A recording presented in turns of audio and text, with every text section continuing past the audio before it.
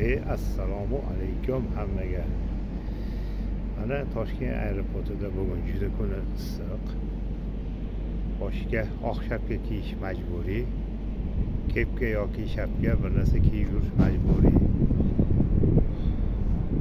Bu yerda bilasizlar, havo yo'llarida hamma yoq mana semon, beton, issiq kuchli bo'ladi. O'shaning uchun boshga kiyib yurish majbur. Kiyib yurmasa bo'lmaydi. Havo judayam issiq, hozir judayam chidab bo'lmaydigan darajada issiq. Shunaqa, aeroportda ham oson emas ishlash. O'ziga yarasha qiyinchiliklari bor. Kuni issiq yurib bo'lmaydi. Hozir shunaqa tanani quyosh kuydiryaptiki, shamol bilan birga, asfaltdan chiqqan issiq bilan birga qo'shilishib yuzga uryapti. Xullas, havo yo'llarida ishlaydiganlar o'zingizga qaranglar, ehtiyot bo'linglar. Boshda hamisha shapka, ozgina suv ichib turinglar. Suv ichmasanglar bo'lmaydi.